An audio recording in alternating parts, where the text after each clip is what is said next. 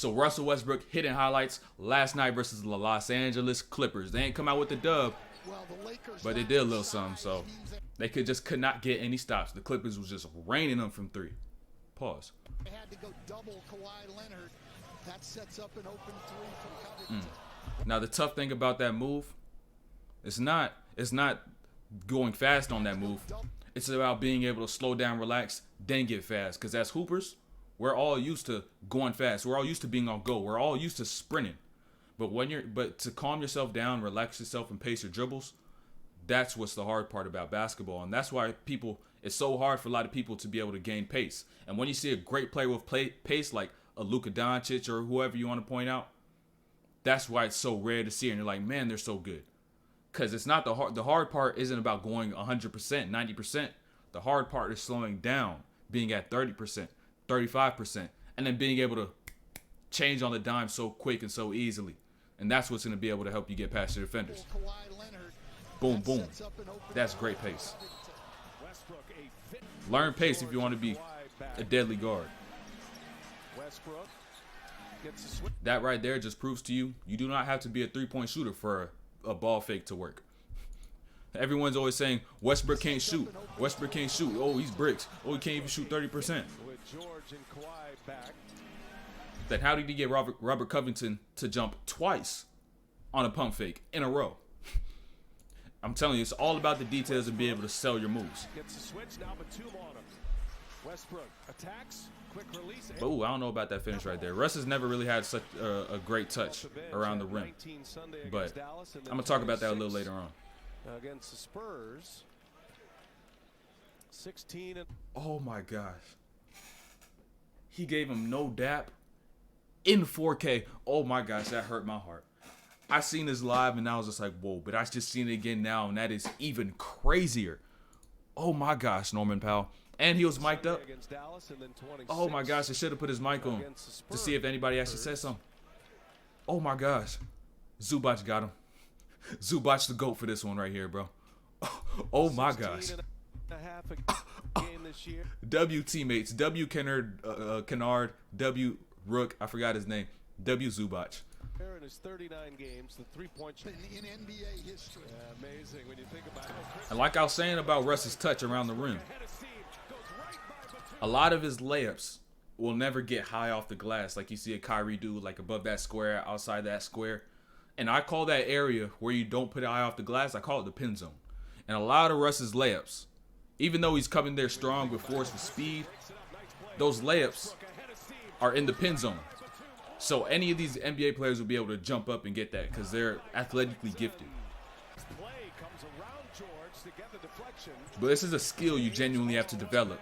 And he got pinned again by Batum. That low touch, anybody's going to be able to pin that in the league. But that's something you have to gain in the offseason. I know Mike and drills sound corny, but if you do Mike and drills and actually work on hitting different spots of the backboard and different angles, going this way, that way, across your body, all that stuff, you hitting different angles on the backboard, you're going to help your touch out. And that's just something basic. That's just something basic to work on. There's a lot more drills and whatnot, I know, but for now, just focus on that if you want to improve your touch. Hey, that's how you know Russ is strong. He moved Kawhi out the way. Everybody talk about Kawhi being strong. Russ just moving him out the way. Russ just moved him out the way. Kawhi had to grab him. Then he got fouled. Clippers have numbers here if they want it. George pull it back. Looking for Leonard. Westbrook. Now the key to being able to get in this position right here is notice that arm by Kawhi trying to hold him off. Notice that arm. If you're able to get through that arm, then you'll be able to swim in front and be able to get that pass. But then it's up to the passer to be able to tell if they should throw it or not. In this case, PG was already letting that ball go. Russ got through the arms. Swim move around it. If you don't think you can sweep that offensive player's arm off, you can do it. Because it's not often that they'll call offensive foul on that. Just make it quick. Don't hold their arm and push it down because then they'll call a foul. Make it quick. Quick swim move over the top. Get that arm off so you can be able to either front in that post or be able to make a play on that ball. But you've got to take cuts away from LeBron James. That's just lazy. Pace just isn't off the ball. Or pace isn't just on the ball. It's off the ball as well. Now, I know this play is already slowed down, but this is the only time I can see the play. The NBA cameraman be messing up and be showing people's faces in the crowd when nobody want to see it, but a play be going on the court, and it really be ticking me off sometimes. NBA need to tee up on that. But getting back to this play though, Bron's pace, relaxed. Boom, stutters right quick, gets PG to jump forward. Boom, hits him with that swim move. Easy lay. It shows you that pace could go a long way. 29 years of age, now in his 8th year. Great hustle by Gabriel. Gabriel was hustling last night, but the first person to reach the floor has a higher chance of being able to reach the ball. Great hustle by Gabriel. If you want to get these loose balls and get a few extra possessions, make plays like this. Be the first person to the floor. First one down, gets the ball, they get the 3. But the only thing with this game, like I was saying, they just cannot get any stops to save their life. Cannot get any stops.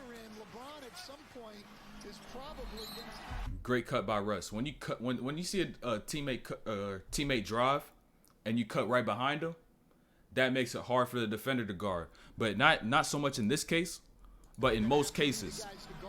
Kawhi just left Russ thinking he was about to spot up.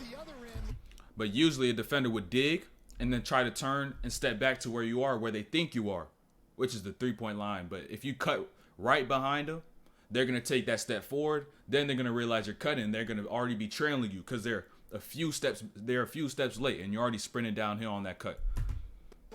Russ in this situation cuts right behind. Kawhi tries to double that short corner. Doesn't work out well. Russ gets the and one. But that's the end of this video. Why I believe Russ's free throw percentages have dropped. And Russell Westbrook hitting highlights versus Los Angeles Clippers. So make sure you subscribe, like, turn on those notifications. Hitting highlight videos dropping daily. Live streams coming very soon as well. Check out that description down below. Make sure you go and follow. And we out of here.